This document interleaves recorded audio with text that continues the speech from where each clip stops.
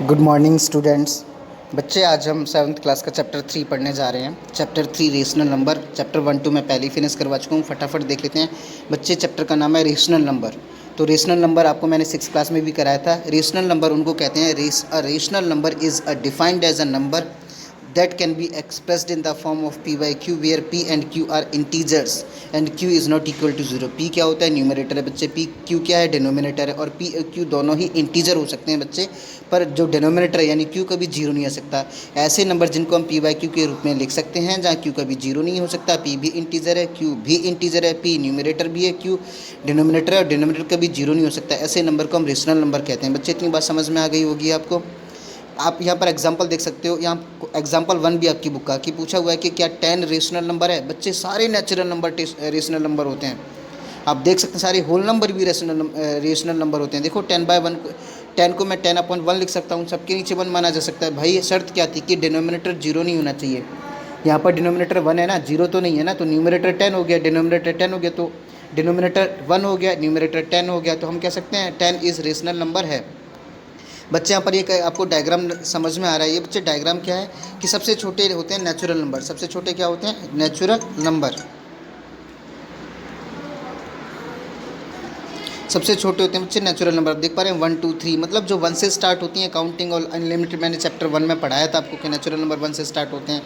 Whole number उसके बाद अगला है बच्चे। जो होल नंबर है वो क्या है? जीरो से। अगर नेचुरल नंबर में जीरो ऐड कर दो तो होल नंबर बन जाता है बच्चे। उसके बाद बारी आती है इंटीजर्स की। इंटीजर में होल नंबर में नेगेटिव नंबर ऐड कर दो, होल नंबर में नेगेटिव नंबर ऐड कर दो तो इंटीजर्स बन जाते हैं बच्चे। अगला है हमारा रेशनल नंबर बच्चे।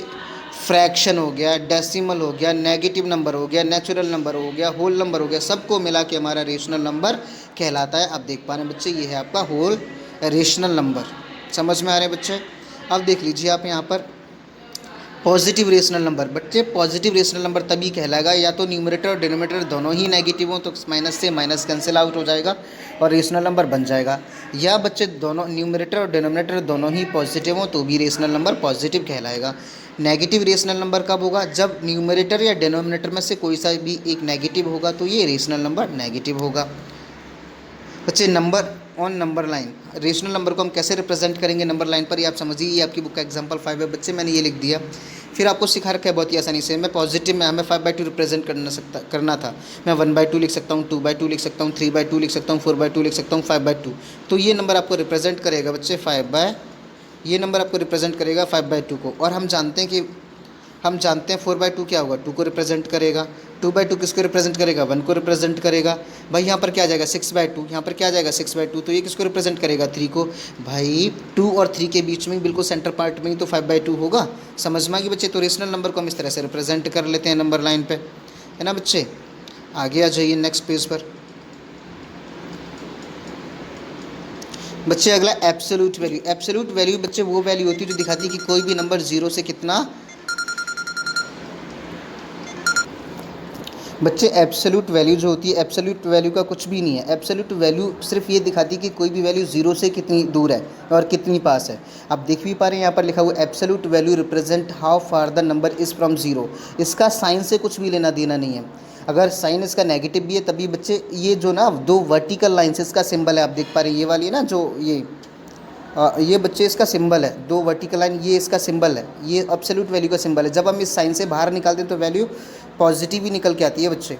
जैसे अब -5 है तो एब्सोल्यूट वैल्यू इसकी 5 ही होगी। साइन से इसका कुछ भी लेना है। अगर +5 होता तब भी इसकी एब्सोल्यूट वैल्यू 5 होती है। यानी जीरो से कितने यूनिट डिजिट है आप देखोगे? 1 2 3 4 5 यूनिट दूर है। ऐसे ही अगला है हमारा इक्विवेलेंट रेशनल नंबर। बच्चे इक्विवेलेंट रेशनल नंबर क्या होता है? 3/5 को 2 से मल्टीप्लाई करोगे तो 3 2 जा 6, 5 2 जा 10। फिर 3 3 से मल्टीप्लाई करोगे 3 3 जा 9, 5 3 जा 15। फिर 4 4 से मल्टीप्लाई करोगे 3 4 जा 12, 5 4 जा 20। तो बच्चे आप देखेंगे 6/10, 9/15, 12/20 ये rational number equivalent rational number हैं 3/5 के। चेक करने का एक तरीका है, जैसे मान लीजिए आपने दो रेशनल नंबर लिए हैं P/Q एंड R/S, तो आप मल्टीप्लाई करके देखिए बच्चे। अगर PS इजिकल टू RQ के तो वो दोनों ही रेशनल नंबर इक्वल होंगे, नहीं तो नहीं होंगे। जैसे 3/5 और 6/10 जो मैंने दो एग्जांपल ऊपर थे, तो 3 10 जा 30, 6 5 जा 30, तो आप देखा इक्वल आया। तो ये क्या, दोनों ही रेशनल नंबर इक्वल इक्विवेलेंट है। हमने बनाई भी है इक्विवेलेंट। अगली है in a rational number p by q if the numerator p and the denominator q have no common factor other than 1 then the rational number is in the standard form। बच्चे rational number, कोई भी rational number अपनी standard form में तब होगा जो उसका numerator और डिनोमिनेटर दोनों में 1 के अलावा कुछ भी कॉमन नहीं होगा, एक ही कॉमन हो सकता है। बच्चे चलते हैं जैसे आप एग्जांपल से समझिए, एग्जांपल ले बना है 14/24 कि हमें इसको रिड्यूस करना है स्टैंडर्ड फॉर्म में। स्टैंडर्ड फॉर्म में कैसे रिड्यूस करेंगे बच्चे, तो स्टेप्स होते हैं इसके। पहले आप क्या करिए, एचसीएफ निकाल लीजिए न्यूमरेटर और डिनोमिनेटर का। तो एचसीएफ ऑफ 40 और एचसीएफ ऑफ 24 निकाला मैंने, तो दोनों में मुझे 2 2 के 3 पेयर कॉमन मिले, तो 2 2 जा 4 2 जा 8 इक्वल टू 8 हो गया। तो फिर क्या करते हैं, जो एचसीएफ निकल के आए उसको डिनोमिनेटर को भी और न्यूमरेटर को भी एचसीएफ से डिवाइड कर देते हैं। 40 को 8 से डिवाइड किया तो 5 आया, 24 को 8 से डिवाइड किया तो 3 आया। अब देख लीजिए बच्चे यहाँ पर ये देख लीजिए डिवाइड किया मैंने एचसीएफ से, एचसीएफ हमारा 8 था, ये एचसीएफ है। और एक तरीका होता है कि आप इसको काटते जाइए, रिड्यूस फॉर्म में करते जाइए, जब तक काटते जाइए जब तक कि किसी एक कॉमन टेबल से कटना बंद ना हो जाए। तो ये भी एक तरीका है, ये शॉर्टकट तरीका है, पर बच्चे बेहतर आपके लिए तरीका यही होगा, ठीक है ना, स्टैंडर्ड फॉर्म में लिखना। नेक्स्ट बच्चे, ये बच्चे हैं अभी मैं आपको समझा ही चुका हूँ, नेचुरल नंबर 1 से स्टार्ट होते हैं, उसके बाद और बड़े गोले में जाएंगे। अगर हम नेचुरल नंबर में 0 ऐड कर देते तो होल नंबर बन जाएगा, और अगर हम होल नंबर में नेगेटिव नंबर ऐड कर देते तो इंटीजर बन जाएगा, और रेशनल नंबर में नेगेटिव, फ्रैक्शन, डेसिमल और नेचुरल नंबर, होल नंबर सब कुछ आ जाता है तो रेशनल नंबर बन जाता है। और ये हमारा सेट भी है रियल नंबर का, रियल नंबर आप 9th क्लास में जाके देखेंगे। आगे बच्चे ये एक्सरसाइज है 3 जो आपको करनी है होमवर्क में। जैसे classify the following rational number as positive and negative number, समझा चुका हूँ कि या तो दोनों ही न्यूमरेटर और डिनोमिनेटर नेगेटिव होंगे तब रेशनल नंबर पॉजिटिव होगा, और दोनों में से भी अगर एक भी नेगेटिव हो जाता है तो रेशनल नंबर नेगेटिव होगा। तो आप आसानी से इसको कर पाएंगे, जैसे पहला नेगेटिव है, दूसरा पॉजिटिव है, तीसरा नेगेटिव है, चौथा पॉजिटिव है, पाँचवा ई भी पॉजिटिव है, एफ नेगेटिव है। बच्चे अगला represent the following rational number on A number line. बच्चे करिएगा, इसको मैं समझा चुका हूँ बहुत बार, अगर आपको नहीं आएगा तो फिर बताएंगे। रेशनल नंबर को नंबर लाइन पर रिप्रेजेंट करना सिखाया था मैंने पीछे एग्जाम्पल में। Right 2 equivalent rational number from the each of the following. बच्चे इनके दो इक्विवेलेंट रेशनल नंबर लिखने। क्वेश्चन नंबर 3 में क्या करो, 3/5 है, इसके तो हमने लिखे ही थे, 2 2 से मल्टीप्लाई कर दो, फिर 3 3 से मल्टीप्लाई कर दो। ऐसे बी है -4/7, तो इसको पहले 2 2 से मल्टीप्लाई कर दो, फिर 3 3 से मल्टीप्लाई कर दो। समझ में आ रही है ना बात बच्चे। क्वेश्चन नंबर 4 है आपका, which of the following pair represent the same rational number. Same rational number आप देख लीजिए, चेक कर लीजिए, इसको फ्रैक्शन फॉर्म रिड्यूस कर दीजिए शॉर्ट फॉर्म में। जैसे 2/9 है तो इसको आप काट दीजिए, 6 2 जा 12, 6 9 जा 54, तो रिड्यूस होकर 2/9 ही आ गया। और चेक करने का तरीका बताता है कि मान लीजिए ये 2/9 आपका P/Q है और 12/54 है, तो P की Q से मल्टीप्लाई करिएगा, P की ऐसे क्रॉस मल्टीप्लाई करके देखिएगा, अगर इक्वल आ जा रहा है तो ठीक है। जैसे 2/9 2 की मल्टीप्लाई 54 से करिएगा और 9 की मल्टीप्लाई 12 से करिएगा, तो ये दोनों इक्वल आते हैं, नहीं आते तो आप देख लीजिए। 12 9 जा 108 और 54 2 जा 108, दोनों इक्वल आ रहे हैं, तो हम इस तरह से क्या कह सकते हैं बच्चे, 108। नीचे भी क्या आ रहा है, 108, तो ये दोनों क्या है, सेम रेशनल नंबर हैं। काटोगी भी आप 12/54 को तो 6 आ जाएगा, यहाँ पर 27 आ जाएगा, फिर काटोगे 3 आ जाएगा, यहाँ 9 3/9 आ गया, आप देख पा रहे हैं। ऐसे ही क्वेश्चन नंबर 5 में rewrite the following integers as a rational number. -3 है तो अपॉन 1 लगा दो, 0/1 लगा दो, 1/2 लगा दो, 3 लगा दो, 1/1, तो ऐसे रेशनल नंबर में आ जाएगा। क्वेश्चन नंबर 6 में बच्चे, क्वेश्चन नंबर 6 में which of the following rational number in standard form. Standard form में आपको लिखना मैंने सिखाया था जस्ट लास्ट, सबसे लास्ट में, कि बच्चे न्यूमरेटर और डिनोमिनेटर का एचसीएफ ले लो। एचसीएफ लेने के बाद जो एचसीएफ आए दोनों को उससे डिवाइड कर दो, तो आपका जिस तरह से रेशनल नंबर आएगा वो आपका स्टैंडर्ड फॉर्म में होगा। मुझे उम्मीद है कि आपकी एक्सरसाइज समझ में आ गई होगी। Thank you. 3 एक्सरसाइज होमवर्क में करिएगा।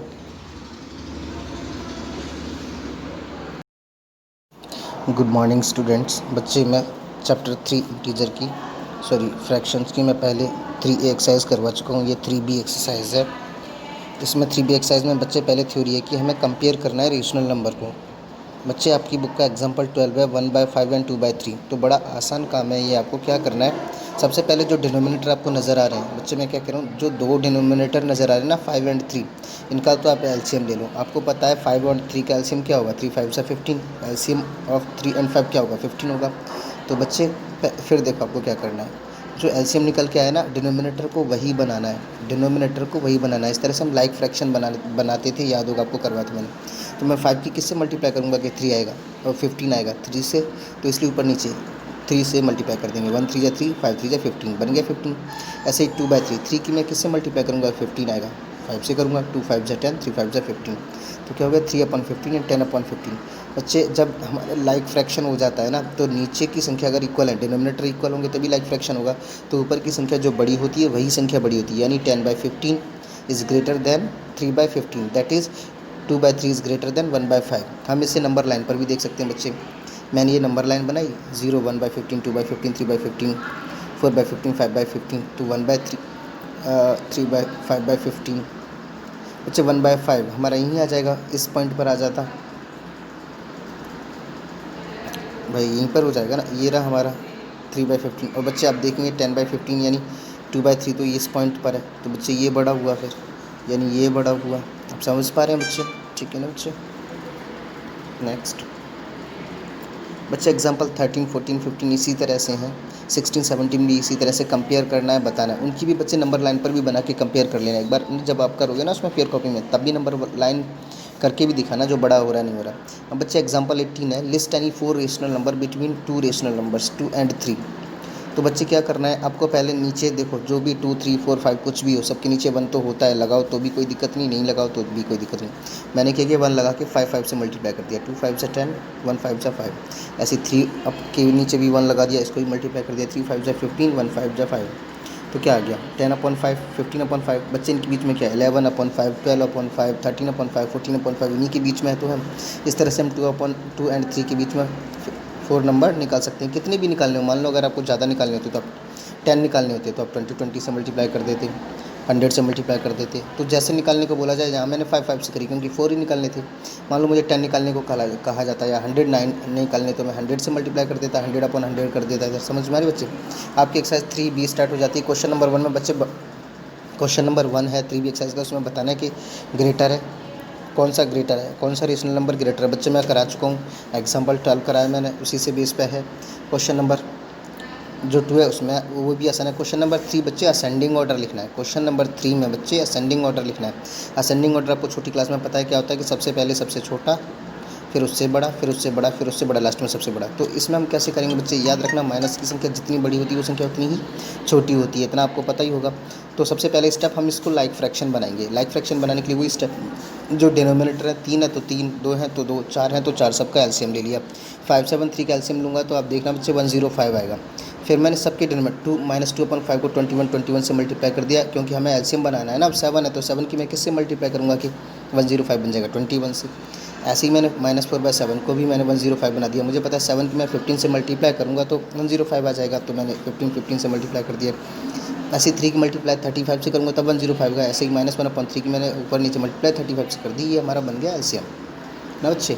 अब देख लीजिए बच्चे, मैंने ये लिख दिया -42/105 -60/5 -35/105 जो बन गया है, हमें पता है। अब ये लाइक फ्रैक्शन है। अब लाइक फ्रैक्शन में आप देखोगे ऊपर संख्या जो सबसे बड़ी होती है वही संख्या बड़ी होती है, पर माइनस में क्या हो जाएगा, उल्टा हो जाएगा। यानी वैसे अगर ये प्लस की होती बच्चे, अगर ये वैसे प्लस की होती तो ये वाली संख्या बड़ी होती, पर माइनस की है। माइनस की जो संख्या बड़ी होती है वही सबसे बड़ी थी, इसलिए सबसे छोटी ये हो जाएगी। तो सबसे पहले इसे लिखेंगे, फिर इसको लिखेंगे, फिर इसको लिखेंगे, क्योंकि भाई माइनस की जो बड़ी होती है वही छोटी होती है ना। और इसकी ये किससे बन के आया था, इससे बन के आया था, ये किससे बन के आया था, इससे बन के आया था, ये किससे बन के आया था, इससे। इस तरह से ये हमारा इसका असेंडिंग ऑर्डर हो जाएगा। बच्चे समझ में आया, मेरे को लगता है बच्चे समझ गए होंगे। उसके बाद क्वेश्चन नंबर 4 है, हमें इसमें 1/3 एंड 4/5 के बीच में 4 रेशनल नंबर लिखने थे। वैसे मैं हमने 2 और 3 के बीच में लिखे दिखाए थे, वही काम यही करना है। हमने 3 और 5 का एलसीएम ले लिया। मैंने 1/3 की मल्टीप्लाई किससे कर दी, 3 और 5 का अगर मैं एलसीएम लूँगा तो क्या आएगा बच्चे 15। तो मुझे 3 को 15 बनाने के लिए 5 से मल्टीप्लाई करनी पड़ेगी, इसलिए मैंने 1/3 की 5 से मल्टीप्लाई कर दी, ऊपर नीचे क्या बन गया 5/15। ऐसे ही मुझे 4/5 को 15 बनाने के लिए क्या करना पड़ेगा, फिर से 3 से मल्टीप्लाई करना पड़ेगा, 4 3 जा 12 और 5/15। अब क्या हो गया 5/15 12/15। बच्चे 5/15 और 12/15 के बीच में बहुत सारी संख्याएँ हैं, आप लिख सकते हैं 6/15 7/15। पर मैंने यहाँ पर ये स्टेप करने की भी ज़रूरत नहीं थी बच्चे, वो गलती से हो गया है। ये स्टेप करने की भी ज़रूरत नहीं थी बच्चे, इस स्टेप को करने की ज़रूरत नहीं, ये इसके बिना ही काम, ये सवाल यहीं आपका ख़त्म हो जाएगा। इसको भी करने की भी ज़रूरत नहीं है बच्चे। आप देखो कि यहाँ पर क्या हो जाएगा बच्चे, यहाँ पर ना ये आप इसको आसानी से लिख सकते हो भाई 6/15 हो जाएगा। 7/15 हो जाएगा, 8/15 हो जाएगा, है ना, 8/15, 9/15, 10/15, 11/15, ये सारे इसी के बीच में होंगे। बच्चे इस तरह से आपकी एक्सरसाइज 3 भी कंप्लीट हो चुकी है। अब आप करिएगा होमवर्क में और 3 भी एक्सरसाइज तक कंप्लीट कर लीजिएगा। Thank you.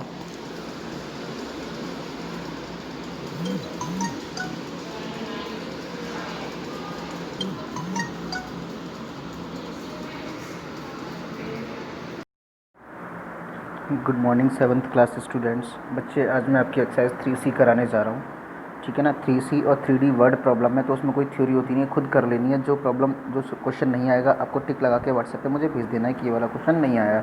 तो इस तरह से आपका चैप्टर 3 कंप्लीट हो जाएगा बच्चे, ठीक है ना बच्चे। सबसे पहले देखो आपका है क्या बच्चे कि ये एडिशन ऑफ रेशनल नंबर की बतानी है। एडिशन कैसे करते हैं हम पढ़ने जा रहे हैं 3 एक्सरसाइज में, ऑपरेशन और रेशनल नंबर्स, फंडामेंटल ऑपरेशंस और रेशनल नंबर। मतलब क्या होता है कि 4 ऑपरेशन है, वही एडिशन, सब्ट्रैक्शन, मल्टीप्लिकेशन, डिवीज़न। तो पहला क्या एडिशन है बच्चे। एडिशन में आपको पता है कि कभी कभी क्या होगा, लाइक फ्रैक्शन होंगे। लाइक फ्रैक्शन होते हैं तो कुछ नहीं करते, जैसे 1/2 है, 3/2 है,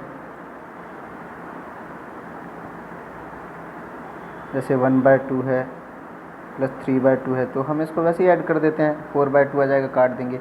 बट बच्चे दिक्कत तब होती है जब ये फ्रैक्शन अनलाइक होते हैं। तो अनलाइक में सबसे पहला काम क्या होता है हमारा, एलसीएम लेना। बच्चे हम एलसीएम लेंगे, जो डिनोमिनेटर होते हैं उनका एलसीएम लेंगे। एलसीएम लिया बच्चे, आप देख पा रहे हैं यहाँ पर ये एलसीएम है, 2 4 जा 8, 2 3 जा 6, 2 2 जा 4, 2 3 3 का 3 आ जाएगा, 2 1 जा 2, फिर 3 1 जा 3, तो एलसीएम 24 आ गया। फिर बच्चे हम इनको लाइक बनाते हैं। लाइक कैसे बनाएंगे, देखो हमें यहाँ पर क्या 8 है, तो 8 ही छोड़ देंगे, तो 3 से मल्टीप्लाई करेंगे। तो हमें पता है 8 की 3 से मल्टीप्लाई करेंगे तभी तो 24 आएगा, इसलिए हमने ऊपर भी 3 से मल्टीप्लाई करी, नीचे भी। तो क्या गया, 19 3 जा 57, 8 3 जा 24, ये हमारा हो गया 57/24। ऐसे आप बच्चे आगे देखेंगे यहाँ पर, मैं पता है 6 की किससे मल्टीप्लाई करने पर 24 आएगा, 4 से मल्टीप्लाई करने पर आएगा। तो फिर नीचे करेंगे तो ऊपर से भी करेंगे, 5 4 जा 20, 6 4 जा। अब देखो अब बच्चे ये लाइक फ्रैक्शन बन गया, यहाँ पर भी 24 है, यहाँ पर भी 24 है। और जब लाइक फ्रैक्शन बन जाता है तो बच्चे तो कुछ नहीं होता, फिर तो नीचे वाला एक बार लिखना होता है डिनोमिनेटर, और दोनों को ऊपर वालों को ऐड देते हैं। बच्चे हमें इसको ना इम्प्रॉपर फ्रैक्शन में चेंज कर, ये इम्प्रॉपर फ्रैक्शन है, इसको हमें मिक्स फ्रैक्शन में चेंज करना है। तो बच्चे मैं आपको सिखा चुका हूँ, डिवाइड, नीचे वाला बाहर, अंदर वाला बाहर। हमने डिवाइड किया, जो रिमाइंडर होता है वो हमेशा ऊपर लिखा जाता है, जो क्वोशंट होता है वो हमेशा इधर आता है राइट साइड में, और जो नीचे होता है वो नीचे जाता है। राजा रानी दास की कहानी सिखाई थी मैंने बच्चे, ठीक है। ये तो होती है प्लस करना, कि पहला स्टेप एलसीएम लेंगे, एलसीएम जो आ जाएगा फिर उसको लाइक फ्रैक्शन बनाएंगे। लाइक फ्रैक्शन आ जाएगा तो फिर हम डिनोमिनेटर एक बार लिख देंगे, प्लस कर देंगे। अगर फिर हमारा इम्प्रॉपर फ्रैक्शन आ रहा है तो उसको मिक्स फ्रैक्शन में भी हम लिख सकते हैं। वो कैसे लिख सकते हैं, राजा रानी दास की कहानी, मतलब रिमाइंडर हमेशा ऊपर जाएगा, क्वोशंट मेरा बगल में आएगा, जो जिससे डिवाइड किया तो वो हमेशा नीचे रहेगा। बच्चे इतनी बात समझ में आ गई होगी। अगला है बच्चे, आप देख पा रहे हैं यहाँ पर, आप देख लीजिएगा बच्चे यहाँ पर, ये है आपकी कहानी, ये है आपका बच्चे क्वेश्चन।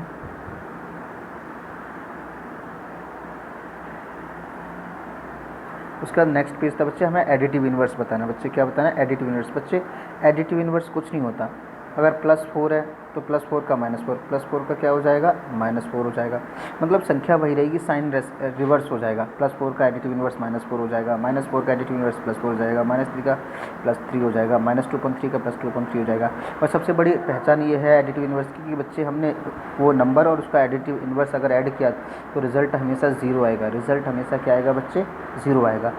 तो आपका एडिटिव इन्वर्स सही है, वरना गलत है। जैसा आप देख पा रहे हैं यहाँ पर बच्चे, additive inverse a plus b का क्या है बच्चे, -a/b हो जाएगा, ऐड करोगे 0 आ जाएगा।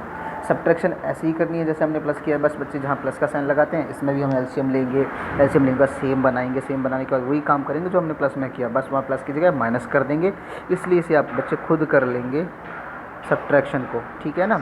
उसके बाद है मल्टीप्लिकेशन। बच्चे a/b इंटू में c, तो a की मल्टीप्लाई ऊपर वाले से ही करेंगे, a इंटू c/b। ऐसे ही अगर दोनों में है अपन में फ्रैक्शन तो a/b into c/d, a into c से करेंगे, b इंटू c से करेंगे। आप देख सकते हैं बच्चे यहाँ पर, ये देख लीजिएगा 7/2 इंटू 950/8। तो बच्चे मैंने ऊपर लिखा, फिर 2 से काट दिया, 2 1 जा 2, 2 4 जा 8, 1 बचा, 2 7 जा 14, 1 जा 2 5 जा 10, ये लिख दिया बच्चे। आप 7 की मल्टीप्लाई 4 7 5 से कर लेंगे तो आपको आंसर मिल जाएगा बच्चे। यहाँ पर ये आंसर आपको मिल जाएगा। फिर बात आती है बच्चे रेसिप्रोकल की। रेसिप्रोकल कुछ नहीं होता बच्चे, हम न्यूमरेटर का जैसे a upon b upon a है तो इसको हम a अपॉन b इसका रेसिप्रोकल हो जाएगा, मतलब न्यूमरेटर का डिनोमिनेटर बना देंगे, डिनोमिनेटर का न्यूमरेटर बना देंगे। और सबसे बड़ी बात इसकी पहचान ये है कि बच्चे हमने किसी नंबर और उसके रेसिप्रोकल की आपस में मल्टीप्लाई करी तो रिजल्टेंट हमेशा क्या आएगा बच्चे, 1 आएगा। ये पहचान है, ये याद रखना। तो ठीक है ना। उसके बाद आपका ये मैंने एक एग्जांपल लिया डिवाइड करने के लिए कि 2/5 डिवाइडेड बाय -18/5। तो याद रखना डिवाइड करते वक्त साइन मल्टीप्लाई का आ जाता है बच्चे, देख पा रहे हैं आप यहाँ पे साइन ये मल्टीप्लाई का किया मैंने। बाद वाली संख्या रेसिप्रोकल हो जाती है। रेसिप्रोकल से मतलब अभी बताया था कि न्यूमरेटर का हम डिनोमिनेटर बना देते हैं और डिनोमिनेटर का हम न्यूमरेटर पर काट दिया मैंने। 5 1 5, 5 3 15, 2 1 2, 2 4 8 और ये आपका गया -3/4। बच्चे ये थ्योरी थी आपकी एक्सरसाइज 3C करने के लिए। 3D वर्ड प्रॉब्लम है बच्चे, खुद करना। नहीं होगी तो जो भी सवाल आपसे नहीं होगा बच्चे वो व्हाट्सएप पे क्या करना बच्चे, क्वेश्चन की फ़ोटो खींचना और उस पर टिक लगा देना कि ये वाला क्वेश्चन नहीं आ रहा, मुझे समझा दो, मैं फटाफट उसका सॉल्यूशन भेज दूंगा। ठीक है बच्चे, थैंक यू। आपका 3C कंप्लीट हो गया, कर लीजिएगा।